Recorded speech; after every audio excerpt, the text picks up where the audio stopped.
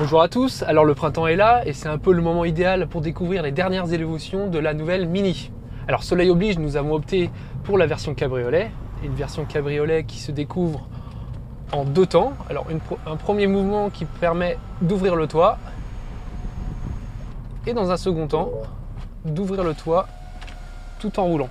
Alors l'opération s'effectue jusqu'à 30 km/h et c'est plutôt pratique. Alors à l'extérieur, la nouvelle Mini bénéficie de nouvelles jantes, elle bénéficie aussi de nouveaux blocs optiques avant avec clignotant intégré, avec un effet plutôt sympa. Les feux arrière sont plutôt réussis puisque le design est maintenant de façon Union Jack avec un insert noir tout autour du feu. Le logo lui a changé aussi, il est beaucoup plus moderne. Et on observe aussi des inserts de couleur noire un peu partout au niveau de la face avant, au niveau de la calandre, des bouches d'aération et aussi au niveau du coffre. Alors à l'intérieur, la Mini inaugure une toute nouvelle sellerie qui sera disponible en option.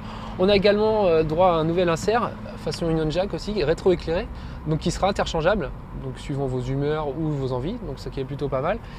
La grosse nouveauté concerne également l'écran, un écran désormais tactile, donc c'est ce qui manquait sur la précédente génération.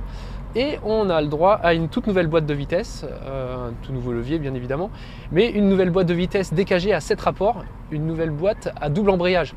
Ce qui sous-entend qu'au niveau des passages de rapport, c'est beaucoup plus fluide qu'avant, on n'a vraiment pas d'à-coups et on garde une certaine rapidité. Donc ça c'est plutôt réussi. Bon, l'utilisation, écoutez, c'est toujours aussi sympa. On profite d'une sonorité très agréable.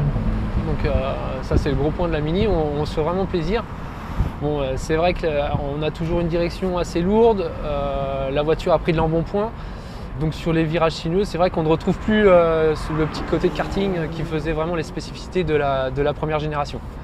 Mais côté plaisir, notamment avec ce soleil, c'est vraiment pas mal. Alors côté tarif, les prix de la Mini Cab débutent à 23 500 €. Et lorsque l'on commence à vouloir choisir une version Cooper, là c'est tout de suite 31 200 € et rajouter 1 900 € pour pouvoir bénéficier de la boîte DKG à 7 rapports. Alors comme vous l'imaginez, grâce au jeu des petites options, la douloureuse peut très vite grimper à plus de 44 000 €. Donc ce qui commence vraiment à faire beaucoup pour une petite Mini. Voilà ce que l'on pouvait dire sur la Mini restylée.